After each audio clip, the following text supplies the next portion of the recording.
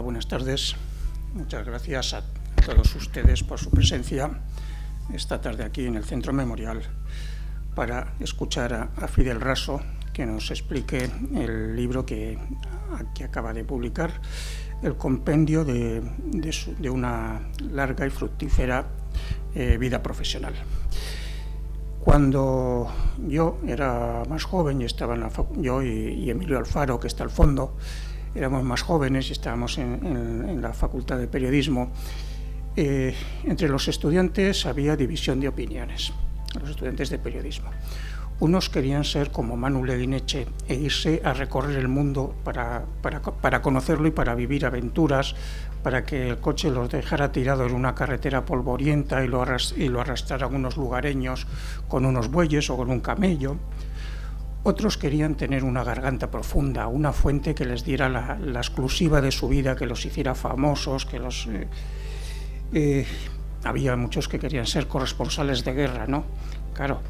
Venía a la facultad Fernando Mújica, de la Gaceta del Norte, contaba sus viajes a Oriente Medio para seguir la guerra de los 6 días. Y claro, te daba envidia, es decir, te daba envidia poder conocer sobre el terreno el movimiento de los tanques del general Sarón atravesando la región de los lagos amargos para pillar a los egipcios por la espalda al otro lado del canal de Suez. Coño, decías, joder, este tío lo ha visto allá entre las dunas y nosotros solo lo vemos en los libros. O sus viajes a Vietnam. O sea, pero vamos, no es que le envidiaras porque pudiera conocer la ofensiva del Tet sobre el terreno, porque subiera a la colina de la Hamburguesa para ver lo que es una batalla pírrica, una pérdida de vidas humanas para nada, o por el placer de disfrutar del paisaje de los arrozales vietnamitas. No, tenías envidia a Fernando Mújica, a Manu Leguineche, bueno, a los que venían de la Gaceta del Norte, cuando te enterabas de que la empresa, la Gaceta del Norte, les prohibía alojarse en hoteles de menos de 4 estrellas. A fin de cuentas, era una empresa de Bilbao, a ver qué van a pensar los de Saigón, que manda a sus periodistas a la Fonda del Peine o a un hotel de 3 estrellas. No, menos de 4 estrellas no te lo pagaba la empresa. O a JJ Benítez persiguiendo ovnis por el mundo. Bueno. Hoy algunos amigos que son profesores de periodismo me dicen que la mayoría de los periodistas quieren ser periodistas deportivos. Bueno, es el signo de los tiempos. Pero yo estoy seguro de que si esos que hoy quieren ser periodistas deportivos vieran la biografía de Fidel Raso, que viene en las solapas del libro, acabarían diciendo: yo quiero una actividad profesional, un currículum como el de Fidel, o sea, que cambiarían de opinión. O sea, porque, claro, Fidel ha sido como el protagonista de la canción de Cecilia, o sea, la novia en la boda, el muerto en el entierro, caía el muro de Berlín, pues allá estaba Fidel. La Unión Soviética, que era imperecedera y estaba llamada a pervivir por los siglos de los siglos, se cae un día y allá está en Moscú también Fidel. Empieza la primera guerra de Irak, bueno, pues Fidel allá, y ya por no hablar de los destinos locales, ¿no? Toda su actividad profesional a lo largo de muchos años en el País Vasco, teniendo que cubrir entre otras cosas, toda la historia de nuestro terrorismo,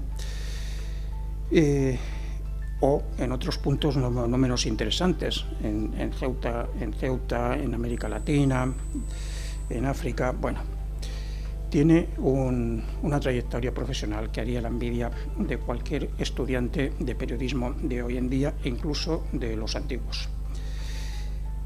Fidel ha destacado por su faceta de fotoperiodista. Es decir, Fidel y otros como él conocemos de nuestra historia reciente, en lo que concierne sobre todo al terrorismo de ETA, lo que hemos leído, lo que hemos escrito, lo que hemos visto, pero generalmente asociamos la mayor parte de estas vivencias a imágenes que nos las han dado Fidel y sus compañeros de profesión, ¿no? estoy recordando unas fotos de Fidel después de que se sabe la noticia de que han aparecido Miguel Ángel Blanco tiroteado y moribundo, en la imagen de todos los vecinos concentrados en Ermua con las manos en la nuca.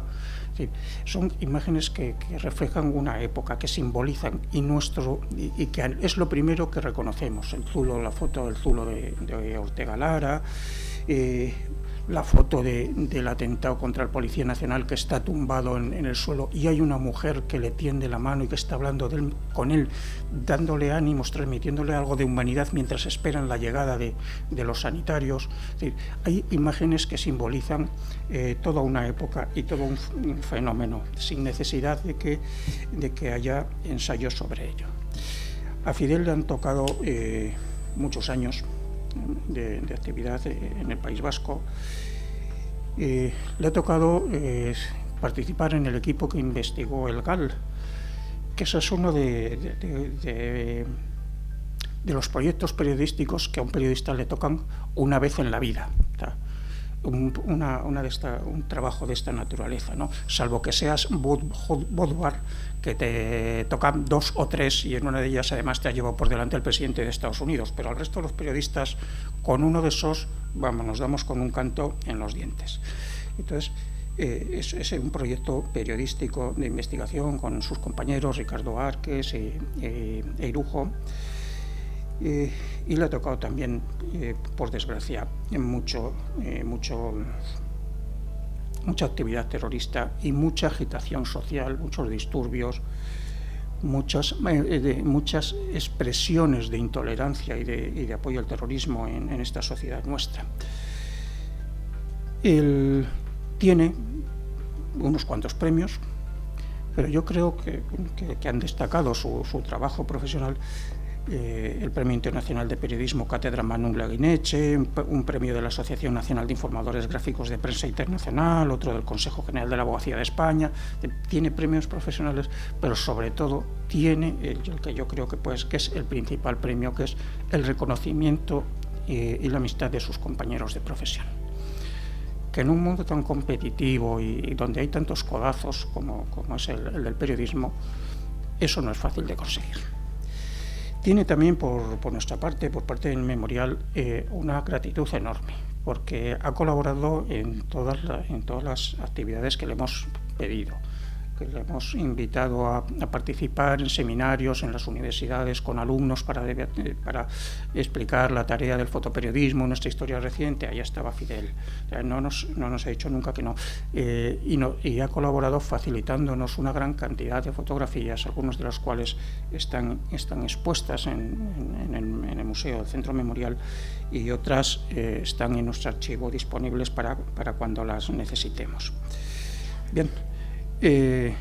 A mí me toca hacer la presentación inicial y ahora le voy a dar paso a Tamara antes de que tome la palabra el autor del libro. Muchas gracias, Florencio. Gracias a todos por asistir a esta presentación y muchas gracias al Memorial por acogernos ahora y siempre y por apoyar la publicación de este libro, que creo, y ahora trataremos entre todos de explicar por qué, que supone una visión única, como también estaba apuntando Florencio, de algo que aquí en el centro conocíais y estudiáis bien, ¿no? Pero desde un ángulo muy distinto, desde un ángulo que se abre a lo internacional, ¿no? Es el terrorismo, los años de plomo de aquí, del País Vasco, pero visto desde una perspectiva más amplia. Tengo que decir que he tenido la suerte, si este tipo de periodismo del que hablaba Florencio daba envidia a cualquiera que quisiera dedicarse a este oficio, pues también da envidia, imagino, el haber podido trabajar, como es mi caso, con una persona que ha sido, en el caso de Fidel, mi compañero de vida y de trabajo durante casi 25 años, ¿no? Yo estaba empezando en esto cuando empezamos a colaborar en distintos medios, pero ya tuve la suerte de verle trabajar, y es de esos periodistas que enseña el oficio solo con la forma de moverse, y aquí hay algunos periodistas que seguro que me entienden, con la forma de mirar, y le dejes en el escenario que le dejes, él siempre encuentra, desde el más local al más humilde, cualquiera de los escenarios internacionales en los que ha estado, como decía Florencio, momentos históricos de la segunda mitad del siglo XX, pues ahí encuentra él algo que contar interesante, ¿no? No se le escapan los enfoques distintos tampoco ni los detalles, y yo creo que de todo eso está lleno este libro, ¿no? He compartido, como digo, escenarios de trabajo con él, el primero en Bilbao, en el final de los años de plomo, cuando yo trabajaba para El Mundo del País Vasco y luego para el semanario Tribuna de Actualidad, y él estaba en Diario 16 todavía. Colaboramos en algunos reportajes ya de gente con escolta, de concejales amenazados, y también en la cobertura del asesinato de Fernando Buesa y de su escolta Jorge Díez, del que por cierto se cumplen este mes justo 23 años, ¿no? Aquí en Vitoria. Muchos años después, en Ceuta y Melilla, tuvimos la sensación de que nos perseguían esas intolerancias y esas violencias, porque también tuvimos que informar del terrorismo, del auge del terrorismo yihadista, de muy internacional, de muy distinta índole, ¿no? El género al que pertenece este libro, la crónica, como su título indica, se le suele poner ahora el apellido de largo aliento, ¿no? Es un género que ha existido siempre, pero en los periódicos no tiene cabida, o por razones obvias, ¿no? De espacio. Sí la ha tenido a lo largo de la historia en revistas, y ahora, especialmente en los últimos años, en forma de libro, precisamente, ¿no? A Fidel le gusta subrayar, y con razón creo, que es eso, una larga crónica periodística, sin ficción. Atención, porque no la tiene, a pesar de que a veces tiene momentos que pudiera parecerlo, porque ya sabemos que la realidad supera muchas veces la ficción.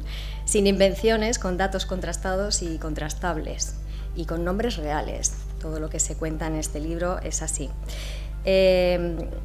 Las frases con las que comienza el libro, que hablan de un viaje a París, de Irujo, Arqués y él, en coche, pues encierran, también como ha apuntado Florencio, lo mejor de la historia del periodismo español, y por qué no decirlo internacional, porque Ben Bradley, antes ha hablado del caso Watergate, reconoció en una entrevista que le hicieron aquí, la hizo Pedro J. Ramírez, que comparado al Watergate, en la investigación del caso Gall en España, por parte de los periodistas de aquí, el Watergate parecía un juego de niños comparado a esto, porque en ese caso estamos hablando de escuchas políticas. Tuvo las consecuencias que tuvo, porque es Estados Unidos, y aquí no las tuvo, ¿no?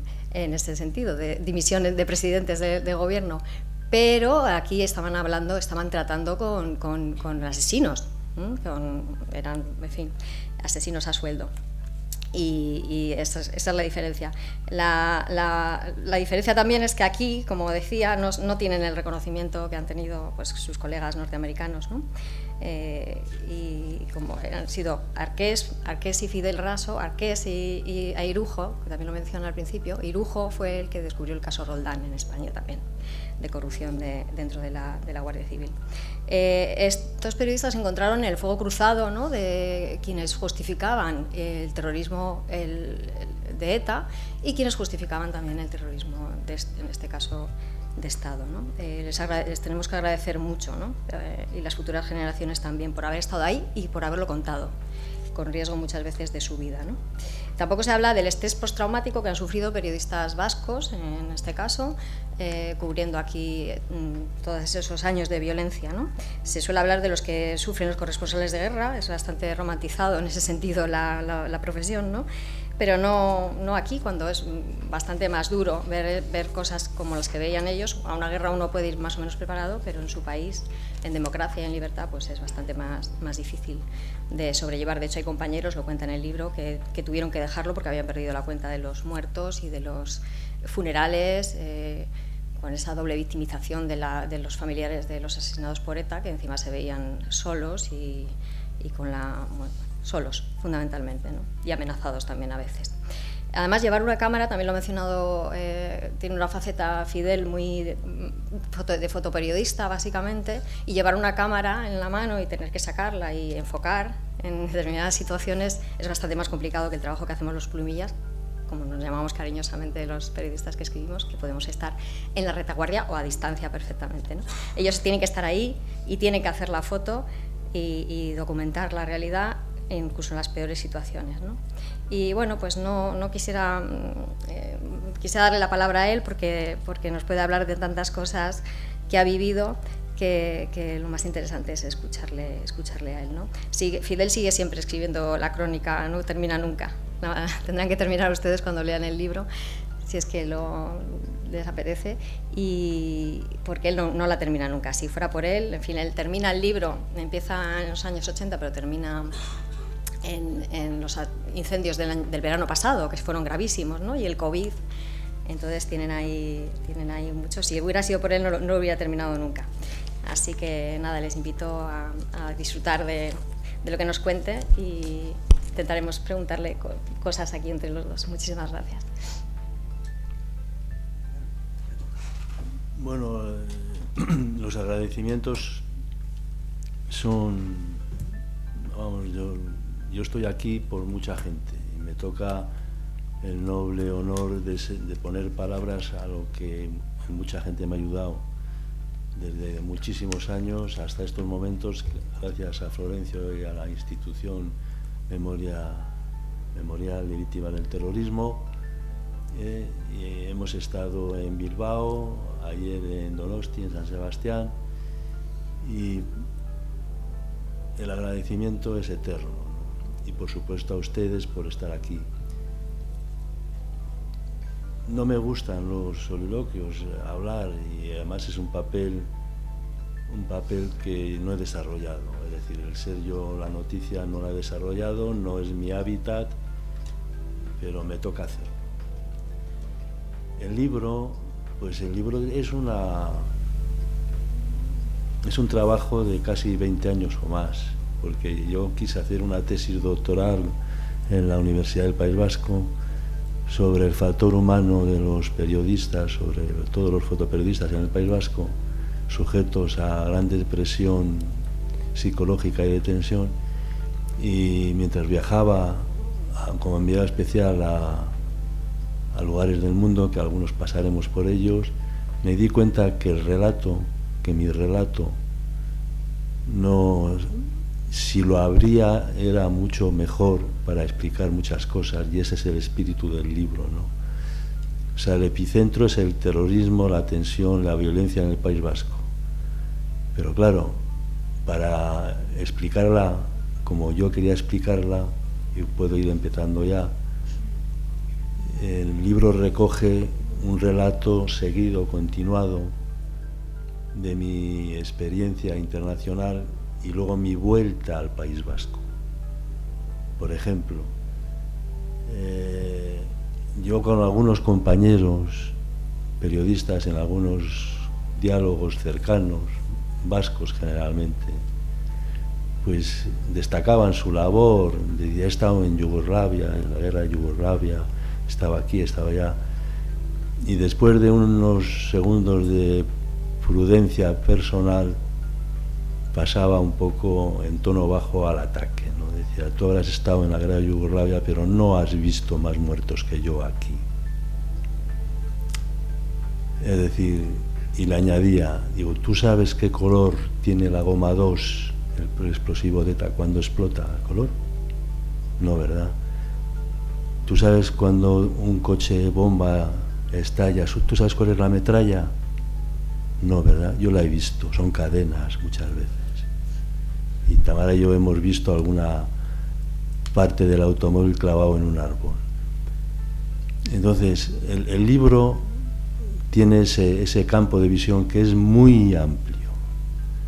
Y cuando me sincero, a veces me vengo cansado y no cuadra absolutamente nada que esté viendo, por ejemplo, que salga del País Vasco,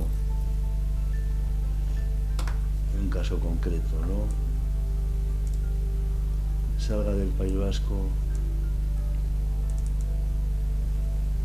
y vaya a cubrir la caída del muro de Berlín, noviembre del 89, donde dos superpotencias nucleares como la antigua Unión Soviética y Estados Unidos habían tenido el conflicto al mundo en vilo. Bueno, pues esa caída del muro de Berlín no supuso un solo tiro, no supuso ninguna víctima. Incluso vi a soldados norteamericanos, vi el Checkpoint Charlie, el puesto americano, estuve con soldados rusos y no pasó nada. Ese era el texto, ¿no? Pasaban muchos furgones blindados de dinero de la Alemania occidental a la oriental y en todas estas historias específicas, ¿no? Pero volvía al País Vasco y el País Vasco no tenía que unificarse más allá que en la cabeza de algunas personas. Es decir, había muertos, sangre sobre la acera, mientras el pueblo vasco en general disfrutaba de tener sus instituciones, disfrutaba de tener su ocio, disfrutaba de tener su trabajo la mayor parte de la gente. Entonces yo, después de venir y ver que se había desaparecido el telón de acero, el mundo, y que venía al País Vasco donde visualmente la gente era feliz en términos generales y acababa de explotar un coche bomba en un sitio, acababan de pegar un tiro en la nuca en otro, me fue generando un estado de ánimo inicialmente de incomprensión y de interioridad, ¿no? Eso que puede resultar así, incluso estuve en la cámara, la antigua cámara de la RDA que tienen el escudo, República Democrática Alemana, ¿no? Y en el Parlamento Vasco, por el que acabamos de pasar para venir aquí, pues había unos follones impresionantes, ¿no? Básicamente el libro, aquí tienen el canciller Kohl, en la Alemania Oriental, una política complicadísima. Yo estaba en Leipzig y volvía al País Vasco y aquí lo que primaba era la violencia, el odio y la incomprensión. Y volvía a ver, a morir gente y llevar fotografías mías, algunas crónicas, a la primera página de mi periódico. Estuve en Irak, hablé con prisioneros que les habían maltratado los sirios, por cierto, en la zona donde ha habido el terremoto ahora. Y bueno, se consiguió apaciguar aquello, puntualmente. Y volvía al País Vasco y volvía a lo mismo, la extorsión, a los empresarios, asesinatos. Vamos, una cifra que es seguramente, cifra no la cifra, pero una situación conocida por todos ustedes, ¿no? Y entonces eso me fue cargando, ¿no? Incluso estuve en Ecuador,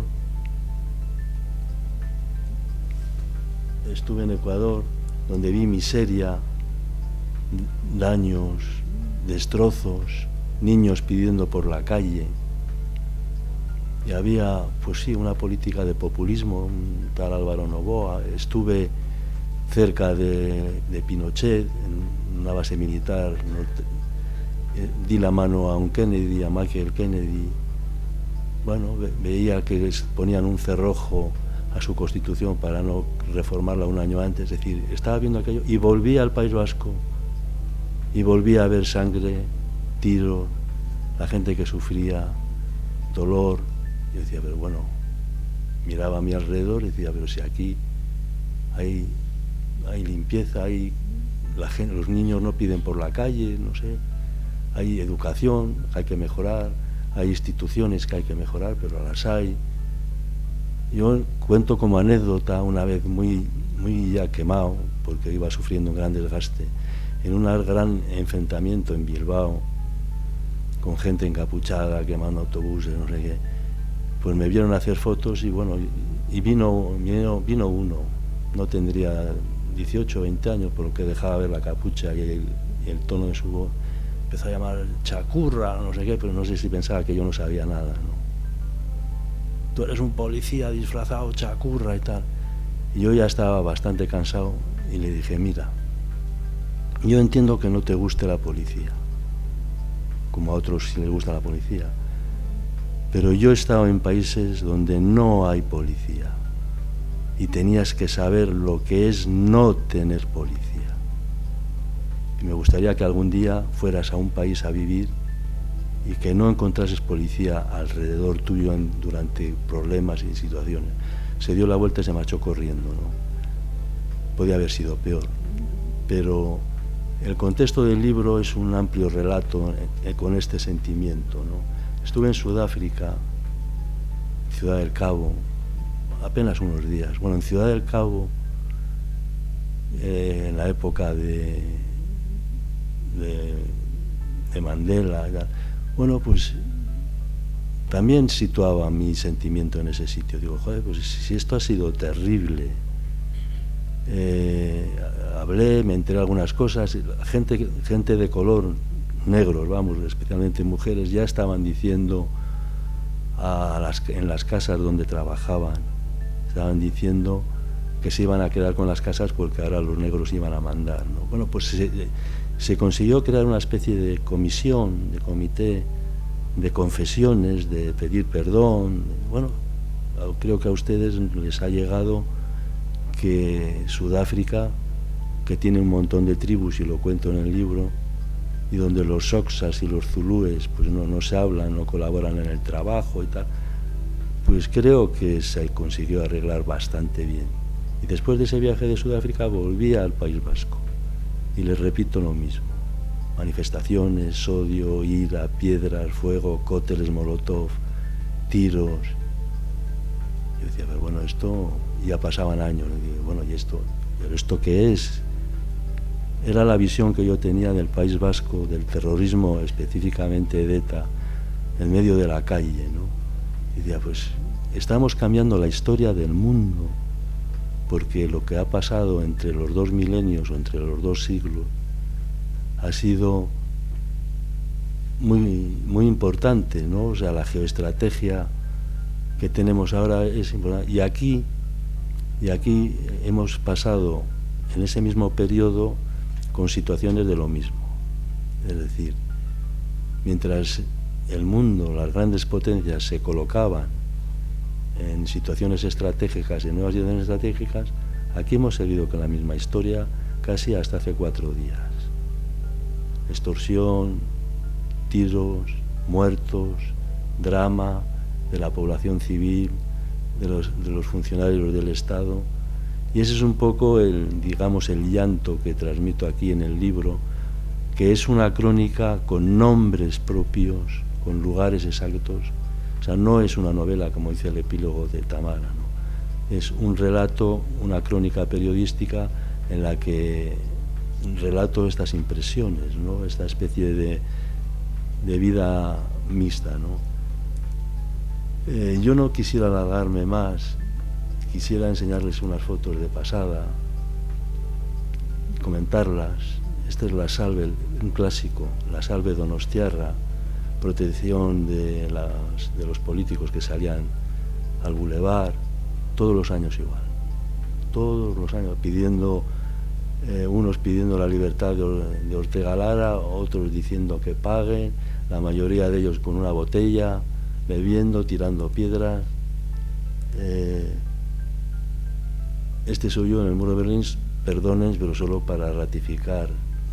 Y esto, bueno, en fin, y de paso ven una foto de que sí, pasaban los vehículos Traban, pues, policías germano-occidentales, los orientales, aquí juntos, les ven juntos, tranquilos, policías como los nuestros, policías, tranquilos, con las manos en el bolsillo, y acababa de caer el conflicto entre 2 potencias nucleares, ¿no? Por arriba tranquilidad, eran los bopos, la gente, algunos intentaban hacerse una foto subiendo y tal, pero claro, imagínense ustedes que yo estaba haciendo este análisis con todas las dudas que todavía se cernía sobre la situación, y volví al País Vasco y a los 3 días estaba haciendo el funeral a un policía.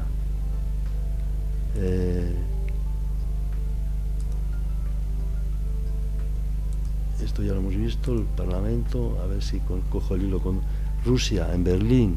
También hay posibilidades de que si no se hacen bien las cosas se compliquen. Esta es la Plaza Roja, más mediaciones de la Plaza Roja de Moscú, en junio del 91, cuando Gorbachov y Yeltsin querían el liderazgo del Partido Comunista, querían el liderazgo para hacer sus cambios, su perestroika.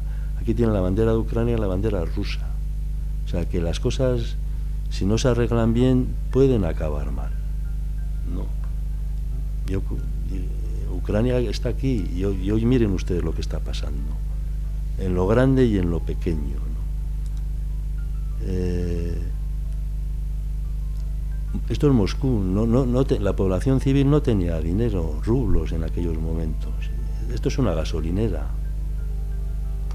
Bueno, se consiguió hacer algo, se consiguió salir de los militares en la Plaza Roja muy preocupados con su situación, pero la Unión Soviética desapareció, y bueno, se consiguieron arreglar las cosas, ¿no? Yo por mi parte, una vez expresado, claro, es que el País Vasco, para mí, cuando venía, hacía estas fotos. Y decía, bueno, que no había visto fuera.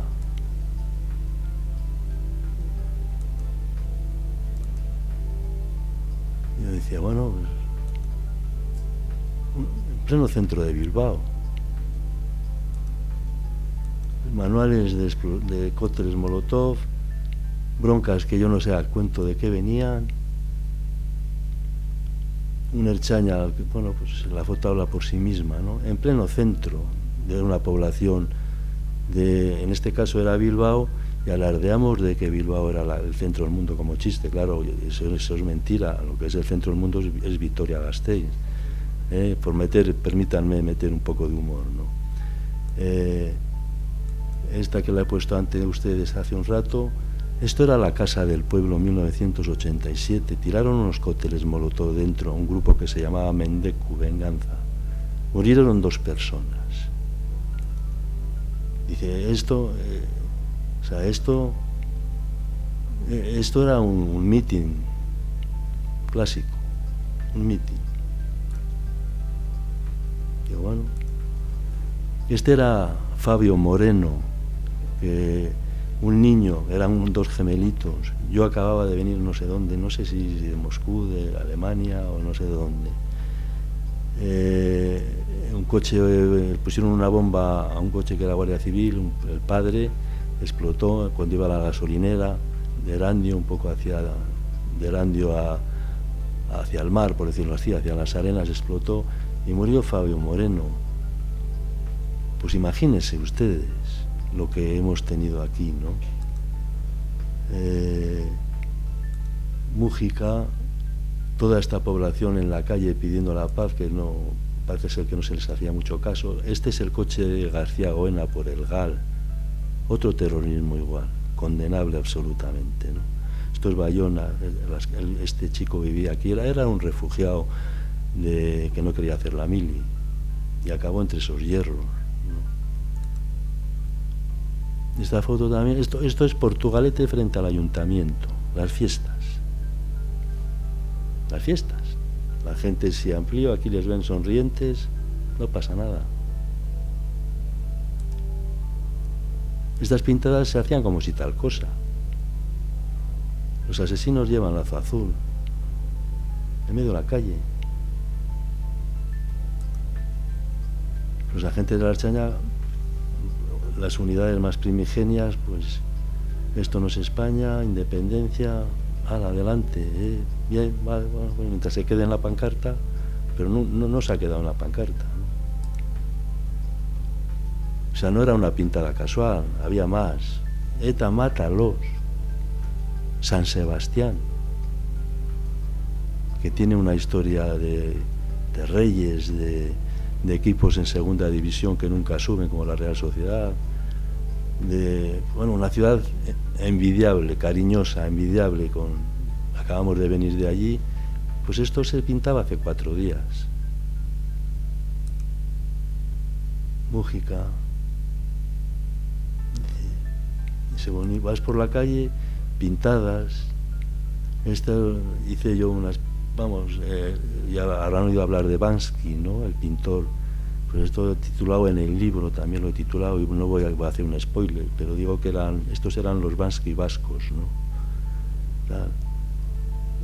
Así, como si tal cosa. Uno va andando por la calle, los niños con los brazos de sus aitas, de sus amachos y tal, y pasan al lado y ala, venga, pues adelante, ¿no?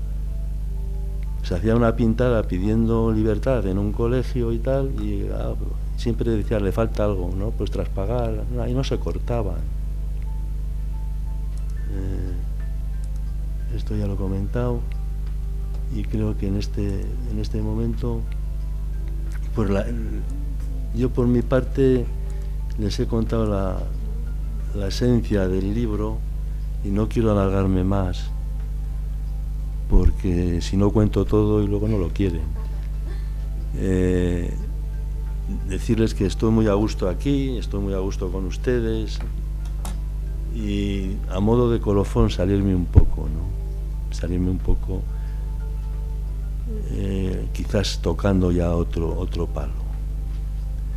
Esto es lo que hemos tenido, y creo que todavía no está cerrado. Cuando digo cerrado, digo a nivel político y tal. Según la información que yo voy teniendo y que analizo, y no soy portavoz de nadie, los problemas que tenemos a medio plazo, globales, son gravísimos. O sea, algunas cosas se está viendo, el nuevo orden mundial, pandemias, cambio climático, crecimiento de la población demográfico. Yo lo que quisiera destacar a modo de conclusión, que esto que ha pasado necesita una sociedad, necesita una estructura política que dé pasos en la dirección de reconocimientos de daños, de afrontar juntos un presente complicado y, por supuesto, estar mucho más juntos en un futuro que es también complicadísimo, ¿no? De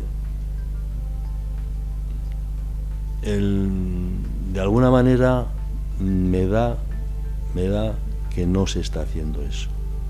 Gracias a instituciones como el Memorial, que están recogiendo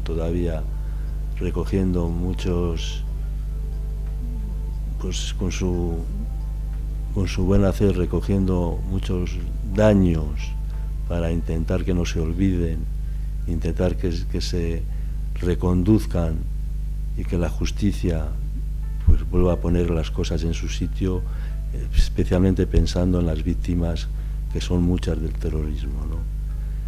Yo, por mi parte, con permiso de los compañeros de mesa, doy por terminada mi presentación y quedo a disposición de todo el mundo, ¿no? Mientras van pensando ustedes alguna pregunta que hacerle, yo le voy a hacer la primera. Bueno, no, que sea Tamara la primera y yo le hago la segunda. No sé, me están poniendo en un brete. Bueno, yo le pediría, porque es verdad que el libro tiene todo este tono del que hemos estado hablando, ¿no? Pero como la vida está llena también de luces y sombras, también tiene episodios surrealistas. Decía antes, ¿no? Los investigadores del caso Gall fueron pioneros en el periodismo de investigación en España y con ese nivel que puede estar a la altura de cualquier investigación periodística del mundo. Pero eran treintañeros que estaban haciendo lo que podían y bueno, y aquí la lectura de esta crónica puede ser, además de interesante, a ratos tiene sus momentos hilarantes, ¿no? Como por ejemplo cuando intentaron chocar un coche con una de las damas negras del GAL para poder sacarle una fotografía, no sé, podías contar alguno de estos episodios que también existen, ¿no? Como en la vida en general. Sí, bueno, han pasado muchas cosas, ¿no? Lo que parece que todo es muy serio y hemos sido humanos, ¿no? O sea, hemos robado un listín de un hotel francés para tenerlo acceso a información de gente que estábamos buscando y salir la señora de la limpieza del hotel chillándonos que devolviéramos el listín y tal. Bueno, hay cosas que, bueno, que han sucedido, ¿no? O cuando estuviste a punto de morir y no precisamente por un arma, que eso también es verdad que el periodismo internacional tiende a esa romantización, ¿no? Pero a veces pasan cosas que son más importantes que... Aquí, bueno, y esto parece que quiero hablar de Superman, ¿no? No, de Super Fidel, pero sí les puedo decir que me han apuntado con un M16 en la Franja de Gaza, me han puesto un revólver en la cabeza, he pisado cables de explosivos, bueno, pasaba al lado de cables de explosivos en el cuartel de Basauri, también lo cuento en el libro, que habían puesto unas lanzaderas y yo no lo sabía. En Irak pues he estado en zonas que tenían minas y no lo sabía, pero bueno, y también estuve a punto de caer con el coche por un barranco porque me salió un burro en una curva, ¿no? Pero yo lo que les cuento es en esencia que lo que se ha vivido en los años de plomo del País Vasco, yo he salido a nivel internacional, me han causado una gran conmoción ver que esta Euskadi. Yo he venido, cuando venía de estos viajes y llegaba a Barajas, a Madrid o a Bilbao y tal, y a qué suerte tenemos de vivir en este país, en este Estado, en esta España, como cada uno lo quiera decir, en estas múltiples comunidades autónomas, ¿no? Digo, Dios mío, qué maravilla es este país, tenemos de todo, hablamos casi el mismo idioma, nuestros vecinos es Portugal y Francia, tenemos el Mediterráneo, tenemos nieve, tenemos una comida gastronómica, tenemos instituciones, tenemos muchísimas cosas que hacer. Claro, yo venía traumatizado por lo que veía, ¿no? Claro, y cuando llegaba al País Vasco lo entendía menos, porque decía, es que el País Vasco, pues ¿qué le falta al País Vasco? En mis análisis personales, decía, si tiene todo, si tiene playas, montes, comida, salud, o sea, sanidad, educación, bueno, siempre hay que mejorar, evidentemente, ¿no? Seguridad, amigos. Bueno, ¿y por qué está pasando esto aquí? Claro, ya sé por qué está pasando, evidentemente, pero les hablo a nivel global, ¿no? Es decir, ¿por qué se mata a la gente aquí? Porque se les matan por la espalda, cuando pasan, sale uno de una esquina y le pega un tiro en la nuca. San Sebastián, a un militar retirado, viéndole venir de frente, leyendo el periódico, salió de una bocacalle de la playa, del Paseo de la Concha, y cuando le pasó de largo, le dio la espalda y le pegó un tiro en la cabeza. Y lo veía venir, sabía que lo iba a matar. Yo digo, pero bueno, esto, yo no sé. Y entonces es un poquitín la esencia, el relato que paso en el libro, que está más abierto que cerrado, ¿no? Luego también es cierto que ya hablando de cerrar, pues para cerrar este periodo histórico, hablo un poco de la pandemia, algunas cosas, y de los desafíos que tenemos con el cambio climático, ¿no? Entonces yo lo que he tratado modestamente es que el libro recogiese, con el alma en el País Vasco, recogiese un pasado incomprensible y un futuro que nos debería preocupar un poco, ¿no? ¿Alguna pregunta? Si no, lo hago yo. En los años 80, las fotos de los atentados terroristas que se publicaban eran de una crudeza singular, eran primeros planos de las víctimas, eran de una dureza extrema. ¿Crees que ahora, que si se repitieran circunstancias similares, que se podían tomar esas imágenes, se volverían a publicar? ¿O la sociedad no soportaría esa visión tan dura? Bueno, quizás lo que sea duro sea mi opinión, ¿no? Ahora que no hay nadie aquí entre tú y yo creo que la sociedad está mutando al espectáculo, ¿no? Es decir, si este libro lo presentase una persona de Sálvame de Luz, por ejemplo, pues estaría rodeado de fans. Entonces hay un desgaste en el periodismo, es real, un desgaste en el periodismo clásico en ese sentido, ¿no? Se dejaría de publicar las fotos. Bueno, yo he escrito y he mencionado algo de eso. A un terrorista le pillaron un carnet de prensa como el que tenía yo, de Diario 16. Andaba por la vida con un carnet de periodista de Diario 16. Lo que no he entendido es los medios de comunicación que utilizaban un lenguaje muy rígido contra la violencia,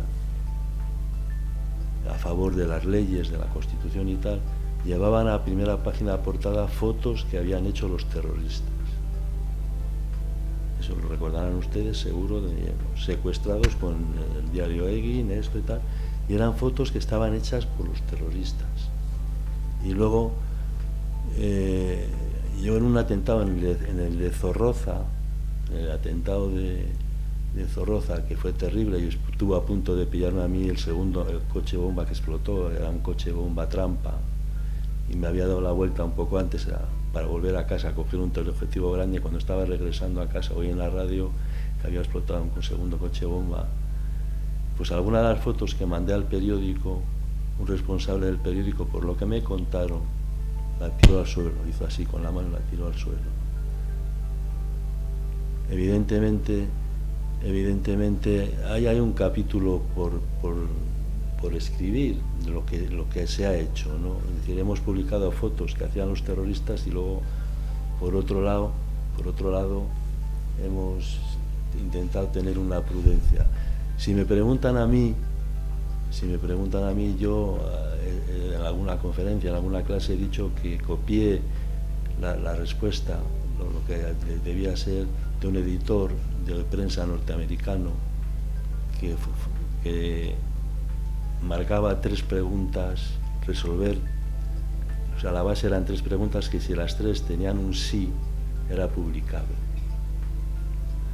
Básicamente venía a decir si la persona que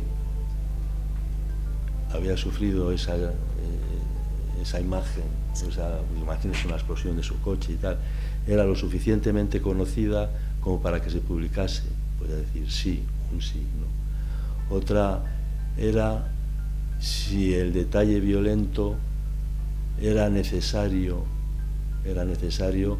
para dar información de lo que había pasado, el detalle violento, ¿no? Y luego la tercera andaba así. Es decir, es complejo, ¿no? El otro día yo estuve dando una clase en Madrid, en una escuela privada de fotoperiodismo y tal, y aprovechando esta pregunta, los alumnos se quedaron un poco extrañados cuando les dije vamos a hablar del suicidio. Bueno, se quedan así, el suicidio y tal. Vamos a ver si haríamos fotografías, ¿no? De una persona que se suicida. Yo he visto tres suicidios. Me ha tocado. Y entonces eso es complejísimo. Muchos dijeron, no, yo uno que se suicida, no. Vale, tú no lo haces, imagínense que se está tirando, o se va a tirar desde una ventana o lo que sea, y te dice, no, un suicidio, yo no. Y luego resulta que el que se va a tirar por la ventana es Putin. Pues te has perdido la foto. Es decir, ahora, si se va a tirar por la ventana un niño, dices, hombre, pues, o sea, yo para mí no hay, desgraciadamente no hay momentos clave, ¿no? Sí les puedo decir, aprovechando la pregunta y con más concisión de Florencio, digo, la primera fotografía, dentro del terrorismo, la primera fotografía que cambió el sistema de trabajo de la agencia EFE española, evidentemente, fue una bomba que explotó en Bilbao y afectó a una mujer gitana que estaba embarazada. No me acuerdo exactamente porque ahora tengo demasiada poca memoria, ¿no? Yo he visto esa foto y la tengo. Imagínense lo que era, o sea, y me la dio el fotógrafo que la hizo, un cuerpo destrozado. Y entonces, hasta ese momento, las delegaciones de EFE y tal, los fotógrafos o los responsables tenían la potestad de sacar a la red nacional las fotos que habían hecho. Desde esa fotografía se dijo que se mandase a Madrid y en Madrid era la que rebotaba las imágenes a estos sitios. Pero el tema, la pregunta de Florencio es muy interesante, pero la respuesta, por lo menos para mí, es muy compleja. Porque, si me permites, profesor, puedo dar otro también. Este tema es muy interesante, ¿no?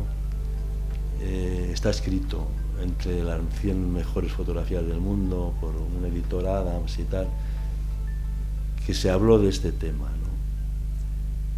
Y decía, bueno, pues tú estás en un sitio y estás viendo que están golpeando a una persona, que le están tirando piedras, la están golpeando, y ¿le harías la foto?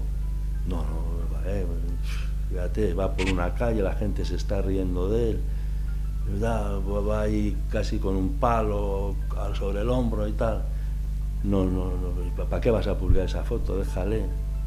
Y la respuesta que le dio un editor le dijo, pues la historia no te perdonará si hubieras tenido la posibilidad de hacer una foto a Jesucristo y no la hiciste, ¿no? Es decir, que hoy podemos estar incluso viendo situaciones sencillas, complejas, pero no sabemos qué es la trascendencia que va a tener esa imagen o la persona que la va a tener al mes siguiente. ¿Me explico? Claro, es el desafío de vuestra profesión, la del fotoperiodista, ¿no? En el momento, además, no puedes calibrar eso, tienes que hacer tu trabajo y hacerlo lo mejor que puedas. Una cosa es si hay que hacer la foto o no, y otra cosa es si hay que publicarla o no. La foto la teníais que hacer y la tenéis que hacer siempre, ¿no? Es como también se le suele preguntar mucho a los fotoperiodistas, y Fidel cuenta una anécdota al respecto, ¿no? Si estás ante una situación en que una persona está en peligro, ¿qué haces, no? Te pones a hacer, eso no le preguntan, no sé, a alguien que esté en otra actividad profesional, pero a un periodista le ponen en teoría en la tesitura de si ayuda primero y hace la foto después, o bueno, pues eso no es algo que se pueda decidir con antelación, y tampoco se puede juzgar a posterioridad, ¿no? Porque tampoco hay tanto margen de pensar. A él le pasó una vez que después de tantos conflictos, de estar en la guerra del Golfo, ha dejado la cámara en el suelo una vez antes de hacer la foto para ayudar a la persona que estaba en peligro, en el momento más insospechado, ¿no? Que fue en el momento en que un inmigrante subsahariano estaba a punto de caerse por un acantilado. Cuando vio que estaba seguro y que el guardia civil le había dado la mano, él sacó la foto, ¿no? Pero bueno, eso no se puede pensar antes, ¿no? Y yo creo que el libro también es un homenaje a ese trabajo, ¿no? De los fotoperiodistas vascos, sobre todo, que tenía que hacer su trabajo en las peores circunstancias y seguir haciéndolo. Afortunadamente está ahí para publicarlo o no, o como documentación, ¿no? Porque ahora centros como el Centro Memorial de las Víctimas del Terrorismo se nutren mucho de ese trabajo periodístico, ¿no? Que se ha quedado como legado y que tenemos que agradecer también. Y con las consecuencias que tuvo para los profesionales que tuvieron que hacerlo, que como decíamos antes también ha sido de estrés postraumático en muchas situaciones, porque el fotoperiodismo vasco ha sido muy, muy singular. Quizás solo se puede encontrar algo parecido en el mundo en el caso de los irlandeses, ¿no? Con el IRA, de los fotógrafos de prensa y los periodistas irlandeses. Bueno. Florencio. A ver, desde el público. Emilio. Hola, ¿qué tal, Miguel? Hola. Una duda profesional. ¿Hasta qué punto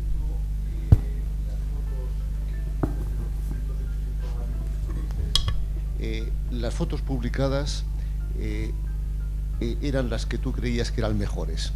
O si quieres de otra forma, ¿hasta qué punto lo que salió era lo que tú creías que debía salir, o lo que eligió el redactor jefe o el jefe de sección?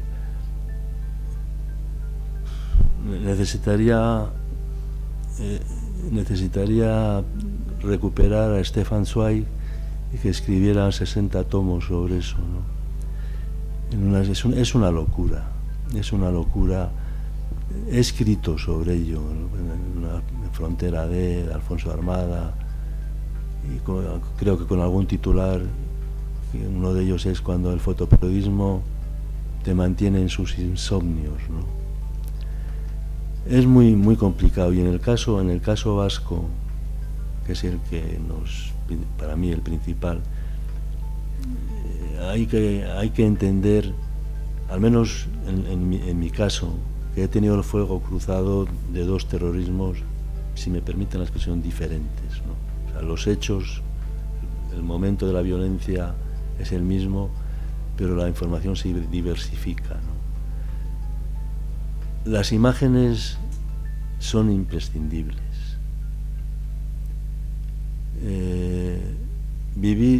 Ocultar los hechos violentos puede ser más negativo que positivo, ¿no?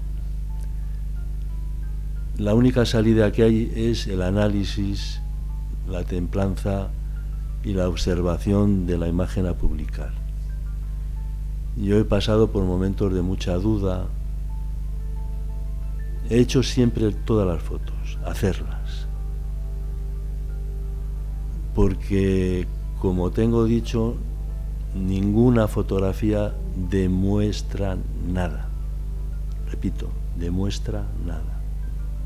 Las fotografías solo muestran, por eso tienen la gran capacidad de manipulación, ¿no?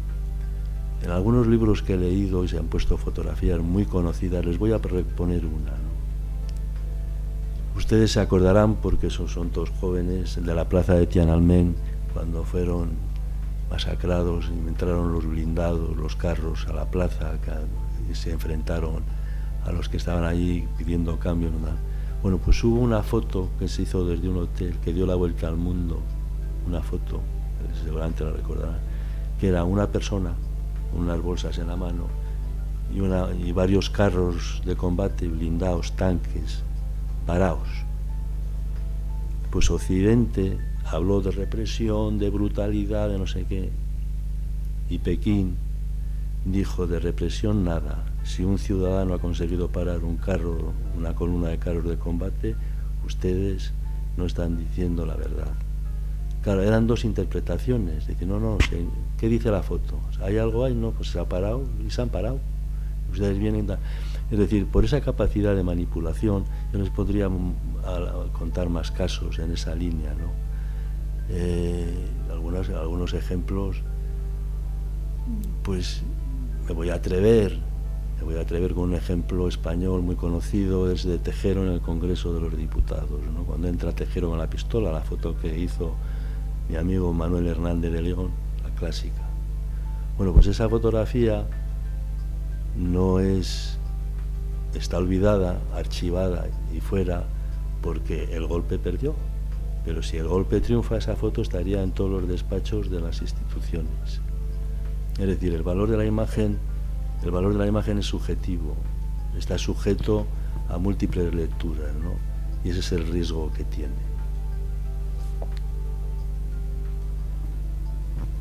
¿Alguna pregunta más?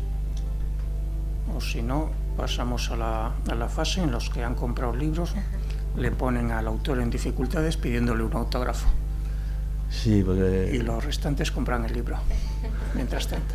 Sí, si no quieren más, no sé ni qué hora es, son las 19:57. Menos 3 minutos. 19, una horita. Bueno, no les hemos entretenido mucho, ¿no? A ver, Fidel, yo te quiero hacer una pregunta que me inquieta bastante, que es de esa confrontación que has encontrado cuando tú observabas esa violencia en Alemania, en otros países, y cuando venías a Euskadi y veías esa irracionalidad, ¿tú te has planteado alguna vez por qué esa idiosincrasia nuestra es tan diferente al común de los pensantes? Tendría que hablarte de antropología, ¿no?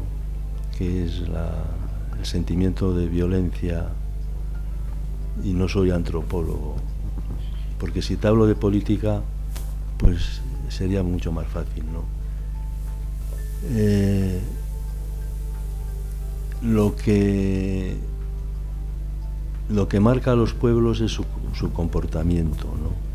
Y aquí lo que tenemos como hechos sucedidos, pues son actos de violencia y que se han llevado en muchos casos con naturalidad, ¿no? ¿Que por qué pasa eso? Bueno, pues habría que decir que en realidad porque hay circunstancias A, que lo permiten, B, que pueden quedar impunes, y C, que en el fondo se arreglará porque no va a haber mucho problema a largo plazo, ¿no? Entonces, cuando un país, un sitio se está estructurando a nivel político y a nivel social, pues es un buen momento para hacer muchas cosas que no se deberían hacer. Y yo creo que en el País Vasco por lo que he visto muchas veces en muchos actos de violencia, es decir, que la violencia se reflejaba en una acera y en la contraria la gente hacía vida normal. Esa es la sociedad que tenemos. Es decir, se podría hablar de lo que es la violencia en el hombre, el sentido de violencia, ¿no? Hablar de autores de libros de antropología, de sociología, de psicología. Hay zonas que pasa esto y se saben llevar con más tranquilidad, y en otros sitios pues no se toleran, ¿no? La violencia es algo que, como dijo Sabater en una conferencia, dijo: la violencia es rentable, por eso está prohibida. Y entonces, cuando tenga esas lecturas de que la violencia es rentable a pesar de estar prohibida, pues nos deja unos caminos un poco complicados, ¿no?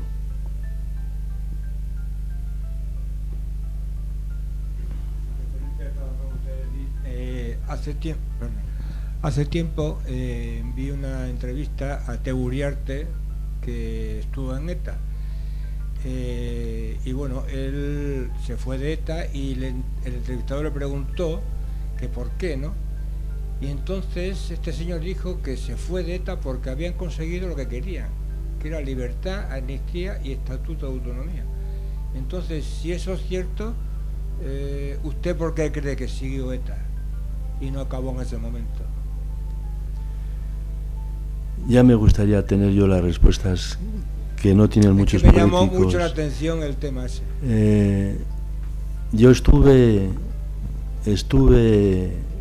haciendo un reportaje, parte de las personas que fuimos los periodistas, ya no me acuerdo la localidad, sería el año 87, 88, en el caserío donde salió la alternativa CAS. Ya no me acuerdo, era una planta baja, pues han pasado 30 y tantos años, con un antiguo militante de ETA, político militar, que dejó, donde se hizo la alternativa CAS. Bueno, la alternativa CAS era un disparate, o sea, si ustedes piensan en el contenido de la alternativa CAS,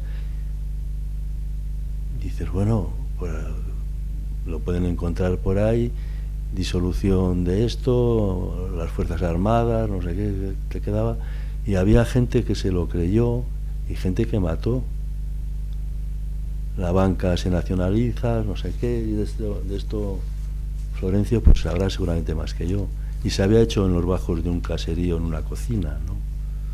En una cocina, y dice, bueno, porque hay gente que tiene lecturas básicas y tampoco son profundas, no es una teología, ¿no? Sobre todo si son políticas. Las que suelen tener más teología, más verbo, suelen ser las religiosas, pero las políticas a veces son muy simples: no me gusta tu cara y estoy harto de ti, y adiós.